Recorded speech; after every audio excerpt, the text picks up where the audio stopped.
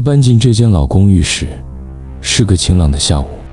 房东热情地说：“这面古镜是留下来的，搬不走，也别动它。”那是一面高大且沉重的立镜，框架以黑檀木雕刻着藤蔓与奇异的纹路，看起来就像某种遗忘的仪式道具。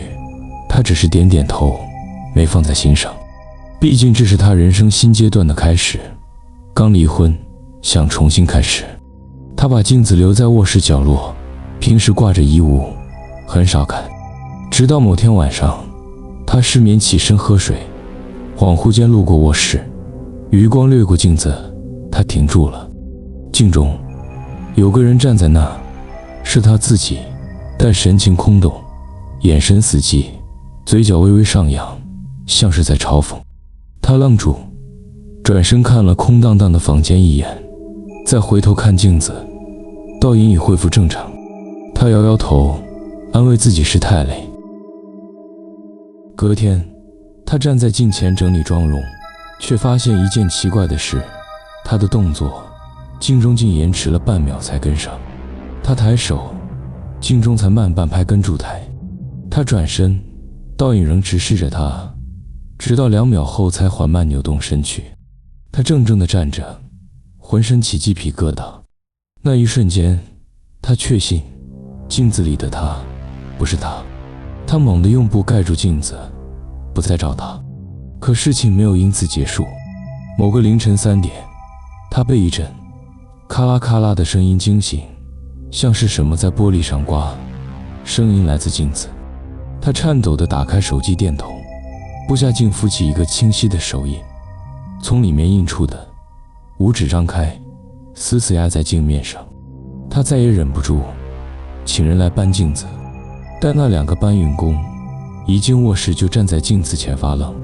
其中一人低声说：“这镜子好像在动。”他愣住，什么意思？那人摇摇头：“算了，我不搬这东西。”2人走得比谁都快，只留下他和那面镜子。他开始梦见镜中的自己从镜中走出，站在床边，俯视着熟睡中的他。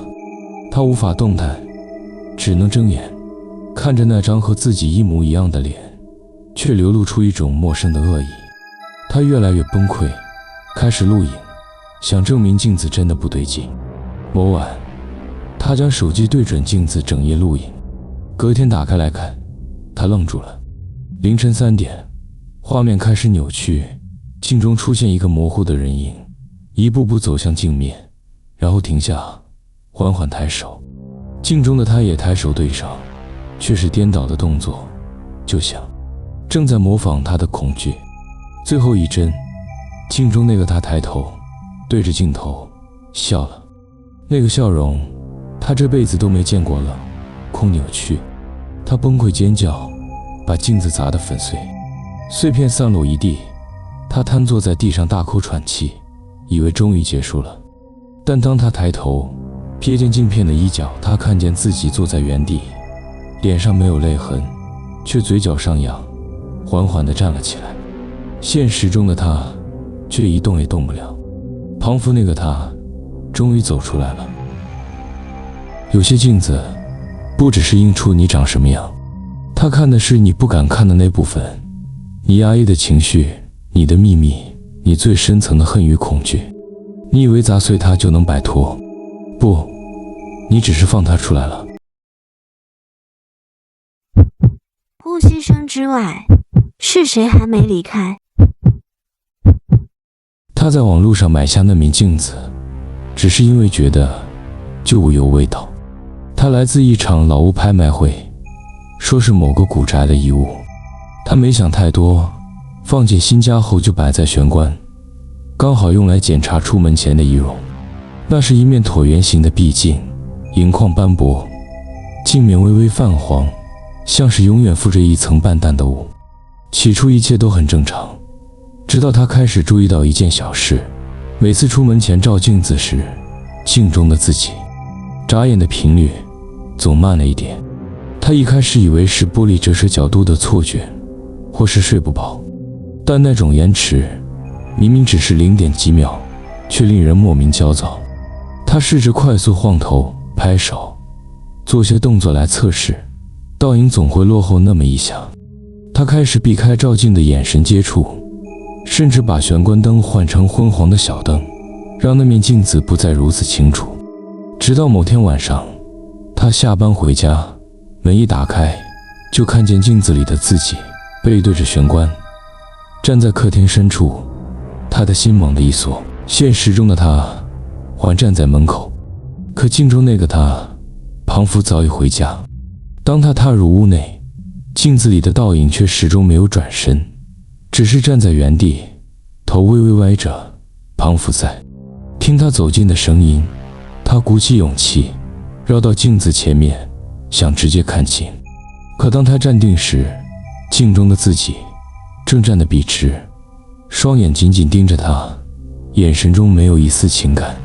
他吓得后退了几步，整晚没睡。某晚，他在镜前擦拭妆容时，听见楼下传来轻微的敲击声。他低头一看，手机上显示时间凌晨2点44分，但镜中的手机荧幕却显示着3-1。他抬头，镜中的自己正缓缓地笑了，不是礼貌的笑，是那种嘴角慢慢拉开，眼神却空洞的诡异弧度。他惊恐地回头看，墙上时钟仍是2点44分，镜子里却像进入了另一个时间轴。那个他抬起手，缓缓指向他背后。他回头，什么也没有。但当他再望向镜子，那个倒影已经不见了。镜子里空空如也，只映出房间一角，而他不在里面，像是从世界中被删除了倒影。那晚他失眠，将镜子用黑布整张遮住，甚至在上头贴了胶带。他再也不想照见那个自己的脸。2天后，他接到一通陌生来电，响3声就断。他回到家，玄关那面被遮住的镜子，胶带竟全松了，黑布掉在地上，像是被什么从里面推开。镜面泛着湿冷的气，像刚有人在里面呼吸。他捡起黑布，这次连镜子都想丢了。可当他移动镜子时，却发现镜子背后的墙面有一小块异常冰凉的圆形凹痕。庞父，有人从墙里往外顶。他心中升起一股说不出的恶心感。那天晚上，他梦见自己走进镜子里的世界，那里没有声音，没有颜色，只有无数张和他一模一样的脸，静静地坐在黑暗里，看着他，一脸空洞。梦醒时，他满头冷汗。但真正恐怖的是，当他走到镜子前，发现镜中那个自己正慢慢地从梦里的动作起身，看着他，就像在说：“你以为你醒来了？”几周后，他终于鼓起勇气把镜子丢掉。他亲自开车把他送去郊外的废物处理厂，看着工作人员把他摔进粉碎机，那沉闷的破裂声让他松了一口气。他终于解脱了。回家后，他洗了个澡，换了衣服，准备重新开始。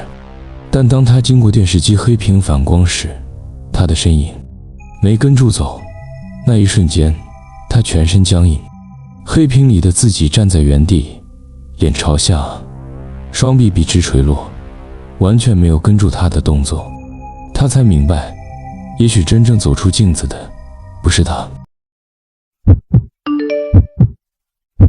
手机突然亮了，你收到讯息了吗？他搬进这间新公寓的第一件事，就是布置角落拍照墙。墙上挂了简约前造花与霓虹字灯，搭配一面全身落地镜。他在网购平台买的，玻璃边框无边设计，干净利落，反射清晰，是那种每个爱既往每房间都必备的款式。他每天习惯出门前对住镜子自拍，只不过有件小事开始让他在意。照片里的自己表情总有点奇怪，不管他当下笑得多自然，拍出来的照片总像有哪里不对，眼神太空，嘴角笑得太开，脖子歪了一点，像是有人假装成他的样子。一开始他以为是角度问题，还特地换了手机相机设定，甚至尝试关掉美肌功能，但问题始终存在。他甚至用修图 APP 反复检查，却始终觉得那张脸不像他。他开始有点抗拒照镜子。直到某天晚上，他正在看手机时，听见客厅啪的一声，那面落地镜的灯条自动亮了。他记得自己没开。他走近查看插头，没有异常。正当他准备关掉灯条时，镜中出现了一张脸，不是他的脸，而是他背后的沙发上坐着一个长发的女人。他猛地回头，沙发上什么都没有。再看镜子，那个人也不见了。他强迫自己冷静，说服自己是光影错觉，也许是电视反光。虽然他没开电视。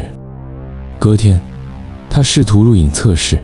他站在镜前，开启手机录影功能，挥挥手，转个圈，比个 Y。 录完后，他重播那段影片，前半段没问题。直到第28秒，他挥手时，镜中的他却没有跟住动作。录影中的倒影先是停了1秒，然后才慢慢毫无感情地举起手。他盯着画面，瞳孔收缩，那个倒影动作不止慢，还微微露出一个他完全没做过的表情，嘴角上扬，像在嘲笑。他删掉影片，把手机丢到床上，整晚睡不住。那晚他梦见自己站在镜子前，一直照，一直照，怎么照都看不到自己，只有一张空荡荡的房间，一面永远反射着别人的镜子。从那天起，他再也不敢正眼看那面镜子。他每天出门绕开那一区，晚上用浴室的小镜子洗脸，落地镜则贴上了雾面贴纸，但贴纸总会隔天松落一角。他怀疑是不是房间太湿，或贴得不够牢。直到有一天晚上，他无意间瞥见那面镜子上贴纸被完整撕下，整齐对折，摆在镜脚边的地毯上，不是掉落，是被水小心收好。他的胃像被冰水浇了一桶，站着手关上房门，把房间反锁。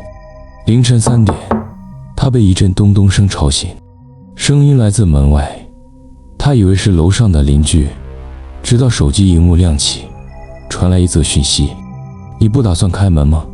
发件人是密。他颤抖地起身，走到玄关，门外没人。他看向旁边的镜子，镜子里的自己正好站在门口，但他自己还在房间里。他看着那个倒影，他对他眨了下眼，然后走进了屋内，但现实中门从未打开。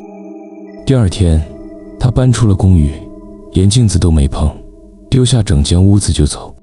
他重新租了一间套房，坚持房内不能有任何镜子，只用手机自拍前镜头化妆。